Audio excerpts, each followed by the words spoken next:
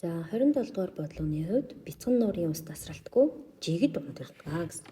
За өдөр болгон яг жигд хэмжээгээр ихсээлнэ гэсэн үг.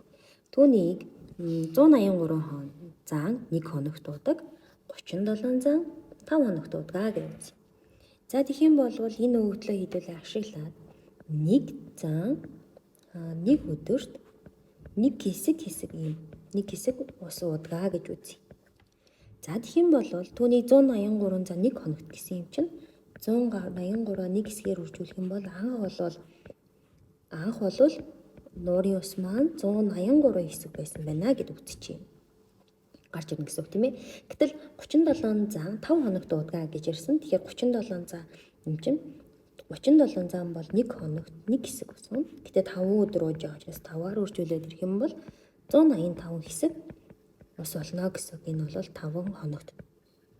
Гэтэл анх 183 болчоод дараа нь 5 хоногт уухад 185 болоод байна гэж ихсэж чинь тийм ээ. Ихснэ гэдэг нь нөгөө жигд ундарна гэдгийг сайн бодох хэрэгтэй гэсэн. Ингээд ирэх юм бол 1 дахь өдөр дээр 183 хэсэг байсан, 5 дахь өдөр дээр 185 хэсэг болчихно гэх юм бол энэ хоёрын маань зөрөө 185 хэсгээсээ 183 хэсгээ хасчих юм бол бидний 2 хэсэг бол хэд хоногт ундарч байгаа хэсэг юм бэ гэхээр 4 өдөрт нуурын ус маань 2 хэсгээр ундарч гарч ирдэг гэсэн. За тэгэх юм бол эндээсээ 4 өдөрт 2 хэсгээр ундраад байгаа юм бол 1 өдөрт яах юм бэ гэхээр 0.5 хэсгээр ундарч дэшээ гарч ирж байна гэж ойлгоно гэсэн. За тэгвэл бидний асуултан дээр ингэсэн тэгвэл 1 заан хэд хоногт уух вэ гэж асуусан байна тийм үү. Заан маань бол яг гэхээр өдөрт 1 л хэсгийг ууж байгаа. За гэтэл анх бид нар 183 нэгд өдөр дээр 183 байна гэдэг нь бид нар энэчнээсээ нөгөө ундраагүй байгаа хэсгийн буюу бүр анх яг хэд байсан бэ гэхээр 82.5 хэсэг байсан. Гэтэл заан маань өдөрт 1 хэсгийг уугаад байгаа. Гэтэл 0.5-аар нэмэгдээд байгаа учраас яг усны маань хэмжээнээс хэд дахин хорогдох вэ гэдгээ олохын тулд 1 хэсгийг ууж байгаа 0.5-аар буцаад нэмэгдэж байгаа учраас заан бол ерөнхийдөө энд анх байсан уснаас бол 0.1 хэсгээр 0.5 хэсгээр л ингээл хороогоод яваад байна гэсэн.